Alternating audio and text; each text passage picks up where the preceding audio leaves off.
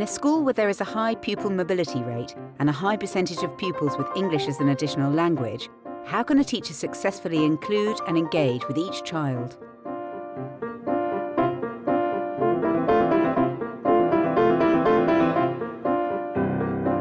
I'm going to take my shape. Cleveland Junior School, alongside other schools in Redbridge Network Learning Community, have developed a programme entitled Safe, Settled and Valued to induct and settle its mobile pupils. As a result, its teachers are unfazed by the school's 30% pupil mobility rate, 98% ethnic minority population, and 90% of its pupils having English as an additional language.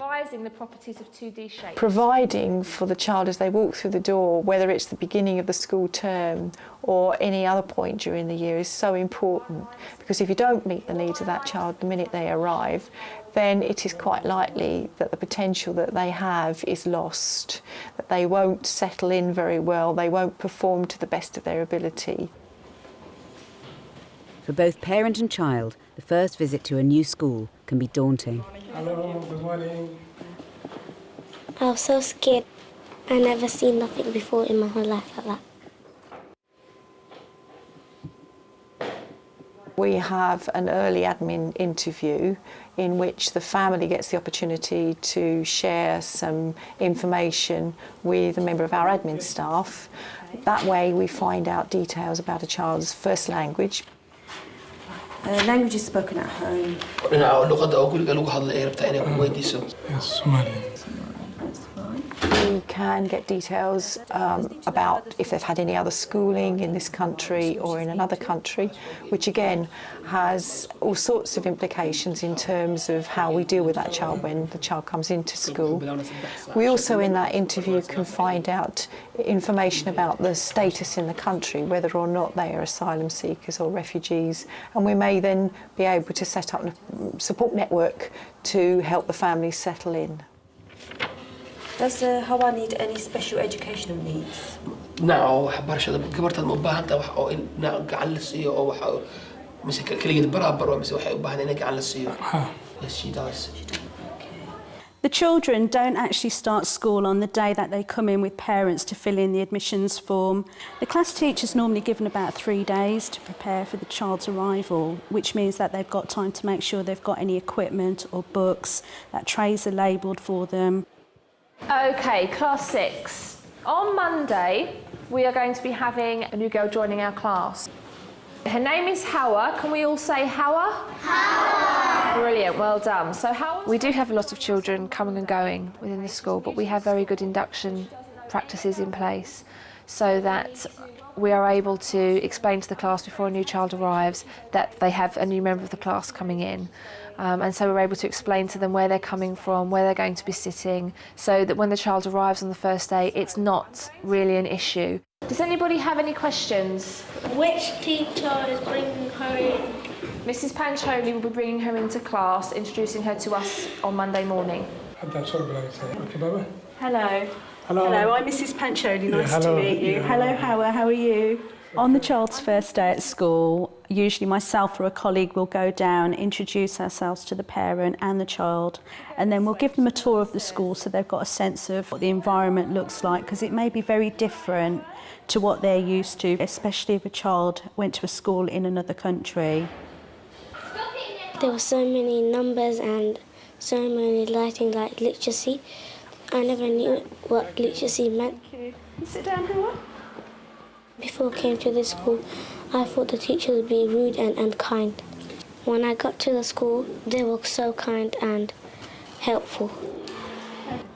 I'm going to give you some information about the school so you know how things work at Cleveland. Okay, I've got this for you as well. Cleveland print their school prospectus in a number of different languages and include visual information references to aid non-English speaking parents. The school day finishes at 3:15 and Hawa's teacher will take her to the playground and I will show you where you can pick her up at the end of the day.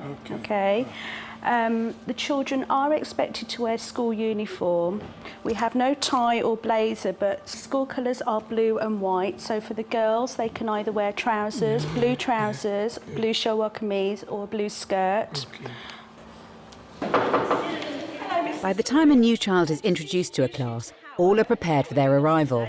This is Mrs. Lloyd, your teacher, and this is Mr. Almy, Hello. Howard's father. Okay. If I can leave Howard with Yep. you. Okay. And we're just going to go out to the playground. This is Ilhan. Okay, do you want to sit down here? And Ilhan's going to be your buddy. Okay, and we've got Minahil and we've got Shanna as well. Can we all say hello to Hawa for me? Hello! Brilliant, okay. Okay, now, this is what we're going to do for our main activity. We are going... Circle time is a useful vehicle for both new and established children in the class to learn about one another. We are going to tell our friend 3 things about ourselves. Off you go. The new child will be buddied up with another child, preferably one who speaks the same language, and that other child will show them around, make sure they're okay in the playground, show them where the dinner hall is and the toilets, and just make sure that they're okay in class, and that if they have any concerns or questions and they don't feel comfortable on the first day speaking to the class teacher, that there is another child there who will provide them with the support that they need. And they often quite like having somebody new in class because it's somebody else to focus on, and they're very good at inviting them in and making them feel welcome.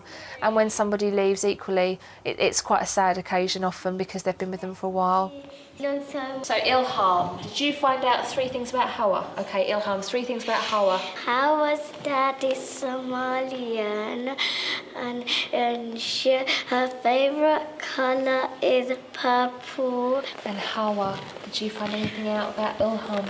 Her favourite colour is blue. Yeah. Somebody else who was in my class that was new, I will tell them to not be shy. Brilliant. Okay, we're going to have one more. Let's have... Assalamu alaikum, हम उर्दू बोलते हैं।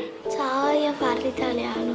Sat Sri Akal, मैं Punjabi. Cleveland pupils are sensitively introduced to their school in class.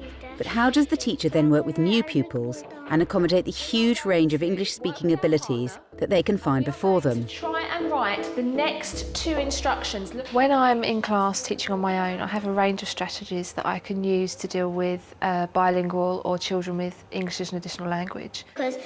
Roberta, she's been here just over a month now, and she's the only child who speaks Italian. I buddied her up with somebody who is a very good English speaker so that she has that modelling. Look, Roberta, if you don't do that, look, you want... Where she's working in groups, again, I try and ensure that there are a range of abilities within the group, so she is able to listen to the language being used, assimilate the language that's being used, and at the same time, she's able to view the activity being put into practice. So where she feels confident to, she will participate, and where she would prefer just to sit back and just to view what's going on, then equally it's a safe environment for her to do that as well. Okay, did you draw the line straight away? Yeah? No, and then you just do it again. Yeah? Well done. We have a bilingual teaching assistant in school, and I was able to direct him to work with Roberta because he speaks Italian and he also speaks Somali. Di quale parte, giusto? Va bene? E poi come farà? Questa parte qua, giusto, no? Ma stai attenta, hai capito? So she was receiving the modelling of the English whilst at the same time he was bridging the understanding in the activity that was being done. When a child first arrives, if they have very little English or they are in the early stages of English, then they do tend to go through a silent period where they're just getting used to their surroundings and getting used to the children and just listening to the language being spoken. Cleveland has invested in 4 EAL teachers. 1 is assigned to each year group. Yep, always. It tends to be that they will take a team teaching role, so they will teach alongside the class teacher and they will prepare resources which they feel are appropriate for EAL children or new starters. Okay, so we are going to have a go at seeing if we know the names of different things that we might find in our houses, okay? As a general rule, we don't tend to withdraw children for English language support. The only children that are withdrawn are those at the early stages of English language development, and they're taken out for a short period of time each week to work on the induction programme, but that would be no more than 1 session a week. And the aim of that is to increase their competency in all 4 of the English language areas. That programme encompasses a wide range of activities. It may include them going out to the shops, it may include them doing artwork, it may be including them doing literacy or numeracy, it could be playing English language games, and they usually work in groups on that with other children who are roughly at the same level as they are. OK, oh, I wonder what Dorian's got. Right, I wonder if anyone knows what that is. Fatima, what's that? Good girl, well done. OK, what I'm going to be doing this morning is demonstrating to you how to make lassi. Put your hands up for me if you've heard of what lassi is. I think it's really important that children that are new to the school are settled or feel settled as quickly as possible. And I think one of the ways that you can do this is trying to include into the lesson something to help them identify with their culture. Give it a stir and then we're finished. We all know how to do it now because we've actually done it. But we need to think about all those features that Miss and you have put up on the board when we're writing our instructions. Another way that you can try and support EAL children when you're doing worksheets and things is just to try and include as many visual prompts as possible. So if you're giving a set of instructions, include the visual picture, because even if the EAL child can understand a few of the words in your sentence, they'll be able to understand what the whole sentence means by actually looking at what the picture's showing them. Balraj, can you read it? When a new child arrives, it's obviously going to take us a bit of time to determine which level they're working at.